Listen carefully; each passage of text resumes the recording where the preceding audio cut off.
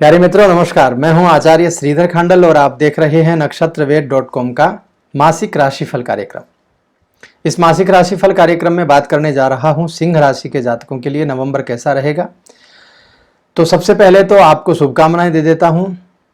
सिंह राशि के यदि आप हैं और इस महीने यानी नवंबर के महीने में आपका जन्मदिन आता है या आपके विवाह की वर्षगांठ आती है तो दोनों ही परिस्थितियों में आपको नक्षत्रवेद ज्योतिष परिवार की ओर से अनंत अनंत शुभकामनाएं। चलिए आगे बढ़ते हैं। सबसे पहले बात कर लेते हैं इस राशिफल में राशि परिवर्तन के बारे में, कौन सा ग्रह क्या व्यवस्था में है। सूर्य की बात करें तो 16 नवंबर को प्रातःकाल 6:53 पर शुक्र की राशि तुला से निकलकर मंगल की राशि वृश्चिक में परिवर्तन करेंगे। मंगल महाराज जो हैं वो 14 नवंबर 2020 को गुरुदेव बृहस्पति की राशि मीन में प्रातःकाल 6 बजे मार्गीय अवस्था में गोचर करने वाले हैं। बुध महाराज 3 नवंबर 2020 को शुक्र की राशि तुला में रात्रि 23:17 पर मार्गीय अवस्था में गोचर करने वाले हैं और 28 नवंबर को फिर चेंज करेंगे मंगल की राशि वृश्चिक में प्रातःकाल 7:04 पर।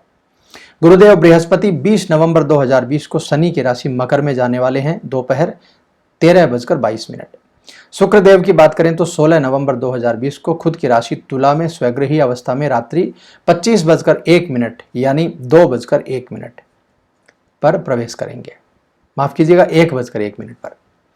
और शनि महाराज जो हैं वो 29 सितंबर 2020 से अपनी ही राशि में चल रहे हैं, यथावत व्यवस्था रहेगी। राहु महाराज शुक्र की राशि वृषभ में चल रहे हैं, यथावत व्यवस्था रहेगी। केतु महाराज मंगल की राशि वृश्चिक में चल रहे हैं, यथावत व्यवस्था रहेगी। चलिए आगे बढ़ते हैं। तो इस महीने आपका तृतीय भाव बड़ा संबलित रहेगा, चतुर्थ भाव बहुत अच्छी व्यवस्थाओं में रहेगा, छठा भाव बहुत ज्यादा सक्रिय रहेगा।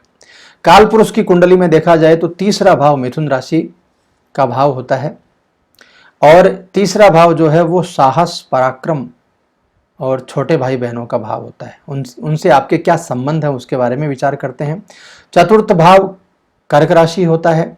इस भाव से माता जी के बारे में देखा जाता है, माता के साथ आपके संबंध कैसे हैं उसके बारे में देखा जाता है। जीवन में आपको जितने भी प्रकार के सुख मिलने वाले हैं उनके बारे में विचार किया जाता है। और छठे भाव की यदि बात करें तो कन्या राशि छठा भाव होता है। इस भाव के बारे में विचार किया जाता है रोग, रिपु और ऋण के बारे में। तो सूर्य, बृहस्पति, बुध और शुक्र ये चार ग्रह इस महीने परिवर्तन कर रहे हैं। चारों ग्रहों की व्यवस्था जो है वो तृतीय भाव, चतुर्थ भाव, षष्ठम भाव के ऊपर बहुत सारा इफेक्ट डालने वाली है। आर्थिक पक्ष जबरदस्त इस समय दिखाई देता है। करियर के मामले में देखा जाए तो इस महीने थोड़ा सा संभल करके चलने की आपको जरूरत रहेगी और आर्थिक मामले में काफी अच्छे फल मिलने वाले हैं। तो आइए मैं विस्तार से आपको बताता हूं। सबसे पहले नौकरी और आपके कार्य क्षेत्र के बारे में बात कर लेते हैं, यानी आपका यदि व्यापार है तो व्यापार के बारे में और नौकरी के बारे में, दोनों के ही बारे में बात कर लेते हैं कि नवंबर का महीना आपके लिए कैसा रहेगा। करियर की सबसे पहले बात कर लेते हैं यानी नौकरी की। तो नौकरी में कुछ परिवर्तन दिखाई दे रहे हैं इस समय। ऑफिस में कुछ षड्यंत्र हो सकता है, कुछ परेशानियां पैदा हो सकती हैं आपके लिए। अचानक से आपको निष्कासित किया जा सकता है या फिर आपको ऑफिस की किसी दूसरी ब्रांच में भेजा जा सकता है। स्थान परिवर्तन के योग बन रहे हैं, कुछ परेशानियां भी साथ में आएंगी, काम का दबाव भी बहुत ज़्यादा होगा। तो कुल मिलाकर के करियर के मामले में देखा जाए तो अच्छी व्यवस्था नहीं है। इसके अलावा ऑफिस में किसी व्यक्ति से बहस आपकी हो सकती है, बहसबाजी में पड़ेंगे तो मान हानि की व्यवस्था भी बन सकती है। बहसबाजी के बाद भले ही आपको ये एहसास हो कि हम गलत थे, लेकिन तब तक बहुत देर हो चुकी होगी, इसलिए थोड़ा सा सोच समझ करके इस समय आगे बढ़िएगा। और यदि कारोबारियों की बात की जाए यानी व्यापारियों की बात की जाए तो व्यापार के मामले में बहुत सारी यात्राएं आपको इस समय करनी पड़ सकती हैं। कारोबार की बेहतरी के लिए आपको जी तोड़ इस समय मेहनत करनी पड़ेगी और उसके अच्छे फल यानी यात्रा जो करेंगे उससे पैसा आपका आने लगेगा। और जो व्यवस्था आपके लिए बन रही है अपने व्यापार में मेहनत की, तो मेहनत जितनी आप करेंगे ना उससे कहीं ज़्यादा आपको इस समय लाभ मिलने जा रहा है। इसके अलावा बैंक से कोई लोन आप लेना चाह रहे थे तो लोन की व्यवस्थाएं बहुत अच्छी बनने वाली हैं। इसके अलावा बाहरी लोगों को आप पार्टनरशिप में जोड़ सकते हैं इस महीने, ताकि आपका जो व्यापार का नुकसान है वो कम रहे। तो बहुत सारी अच्छी व्यवस्थाएं व्यापार के लिए बन रही हैं, लेकिन नौकरी पेशा जातकों को थोड़ा कहीं ना कहीं कष्ट की संभावना इस महीने रह सकती है, इसलिए थोड़ा सचेत जरूर रहिएगा। चलिए आगे बढ़ते हैं। आर्थिक व्यवस्था कैसी रहेगी उसके बारे में बात कर लेते हैं। यदि आप जॉइंट फैमिली में रहते हैं तो फैमिली की इनकम जबरदस्त रूप से इस समय बढ़ सकती है, और यदि आप सिंगल रहते हैं तो पैसों की बचत कर पाने में थोड़ा सा कहीं ना कहीं नाकामयाब इस समय आप जरूर रहेंगे। जॉइंट फैमिली में बहुत सारे लोगों की इनकम अच्छी इस समय होगी, तो काफ़ी बचत भी आप कर पाएंगे। छोटा मोटा कोई लोन लिया हुआ है तो उसको रीपे करने में आपको बहुत आसानी इस समय होगी, और पैसा यदि खर्च करना है तो बहुत ही सोच समझ करके आपको इस समय पैसा खर्च करना चाहिए। धन खर्च बहुत ही कम इस समय आपको करना चाहिए। यदि मकान आदि बना रहे हैं तो दिखावा करने से आपको बचना चाहिए, बहुत ज़्यादा दिखावा आपको इस समय नहीं करना चाहिए। और यदि कोई इन्वेस्टमेंट कर रहे हैं तो वो भी बहुत सोच समझ करके इन्वेस्टमेंट करिएगा, क्योंकि बहुत आपने मुनाफे के लिए इन्वेस्टमेंट किया है या कर रहे हैं, तो उसमें कहीं ना कहीं निर्णय आपका गलत नहीं हो जाए और उस निर्णय को लेकर के कुछ परेशानियां न बन जाएं, इसका जरूर से ख्याल रख लीजिएगा। बाकी वाहन को बेचने का प्लान बना रहे हैं तो फिर से सोच लीजिए, यह महीना ज़्यादा अच्छा नहीं है, अच्छी डील आपको नहीं मिल पाएगी, इसलिए कोशिश कीजिएगा कि थोड़ा सा और रुक जाए। चलिए आगे बढ़ते हैं, बात करते हैं आपके स्वास्थ्य पक्ष के बारे में। स्वास्थ्य की बात की जाए तो वैसे तो यह महीना काफ़ी ठीक ठाक दिख रहा है, लेकिन फिर भी कंधे, कमर, घुटना, इनसे संबंधित कुछ परेशानियां हो सकती हैं, यानी हड्डियों के रोग इस समय हो सकते हैं। यदि कंटिन्यूटी में आप कंप्यूटर पर काम करते हैं, बैठ करके कुर्सी पर काम करते हैं, तो आंखों से जुड़ी कोई समस्या हो सकती है या पीठ दर्द की समस्या आपको हो सकती है।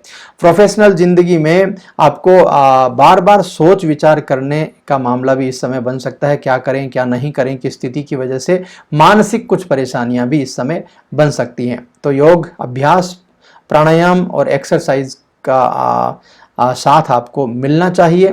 मानसिक परेशानियों को आप दूर करना चाहिए, योग ज़रूर करिए, और हो सके तो एक बार शरीर का चेकअप भी इस दौरान आप ज़रूर करवा लीजिए, काफ़ी आपके लिए अच्छा रहेगा। आगे बढ़ते हैं, बात करते हैं प्रेम जीवन और वैवाहिक जीवन के बारे में। प्रेम जीवन कैसा रहेगा और आपका वैवाहिक जीवन कैसा रहेगा। सबसे पहले प्रेम जीवन।